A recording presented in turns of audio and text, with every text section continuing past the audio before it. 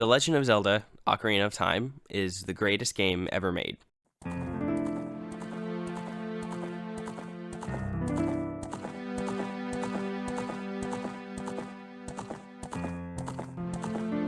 This belief is held by a significant amount of the gaming community and is a sentiment that I often desire to echo.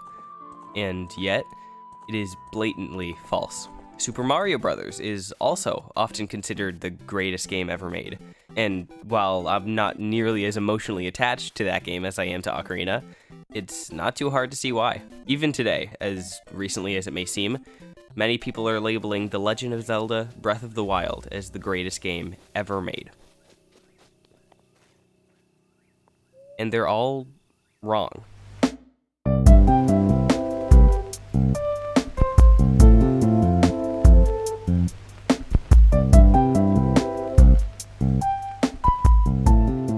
Now, I'm sure I've already triggered at least some of you, but please hear me out. You may have clicked on this video expecting a rant about how your opinion is trash and you're closed-minded if you think those games are the best. Allow me to clarify, that is not what I'm here to do.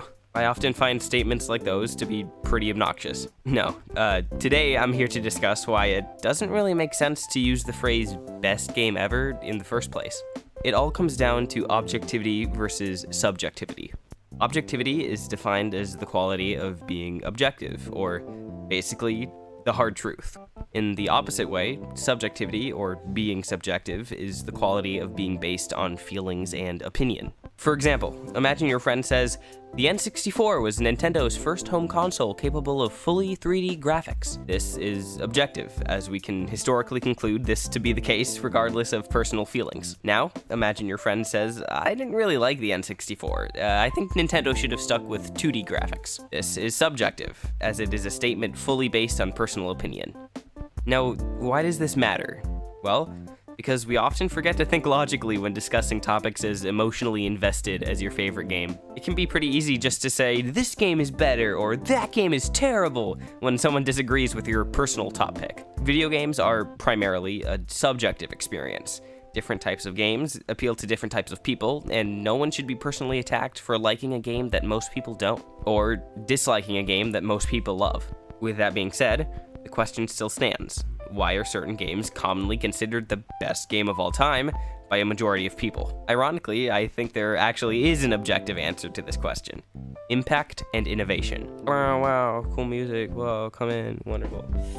Alright, okay, so imagine you're a little kid on Christmas Day, 1985. You unwrap the largest present under the tree, and there it is, the Nintendo Entertainment System. After your parents help you hook it up to your TV, you insert the cartridge the system was bundled with, and 3 words appear on the screen: Super Mario Bros. You then spend, basically, your entire day playing the game, stomping on Goombas, jumping over pits, and going down pipes, amazed that the buttons you press in real life can control the character on your TV. Now, imagine you're that same kid, but 11 years later. You've become accustomed to how Mario works and how games work. And then, on Christmas Day, 1996, you unwrap the biggest present under the tree, a Nintendo 64. Next, after you hook it up to your TV, because you know how to do that now, you insert the cartridge the console came with and dive headfirst into the world of Super Mario 64. And it is like nothing you've ever seen before. Fully 3D environments and full range of motion to go in whatever direction you want. Assumedly, you'd spend your entire day playing Mario again, reminded of the impact that the first game originally made on you.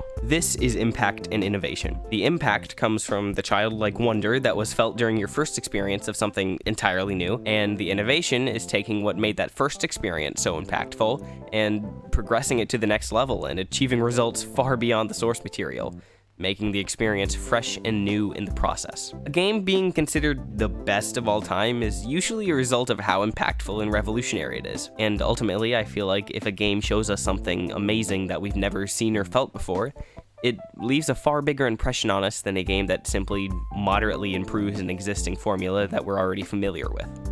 I believe this is one of the reasons that opinions are so varied when it comes to the topic of this video. Someone whose first experience with Zelda was Twilight Princess is more likely to prefer it over, say, Ocarina of Time, since Twilight Princess is, at its core, the same concept as Ocarina of Time, just with moderate improvements and some new ideas added. Now, this isn't to say that I think Twilight Princess is totally and objectively better than Ocarina of Time. Personally, I think it exceeds its predecessor in certain respects and falls short in others. And don't get me wrong, I do believe that there are certain games that are just more well-made than others. I don't intend on denying that, but the point is that video games are a personal experience, and it's not fair to go around asserting that your personal experience is more meaningful than someone else's. And it is especially unfair to criticize someone over their preferred form of digital media. So next time you have a conversation about your favorite game of all time, call it your favorite, rather than the best. It is much more enjoyable to talk to someone about their personal experience with the game than someone who just wants to tell you that you're wrong.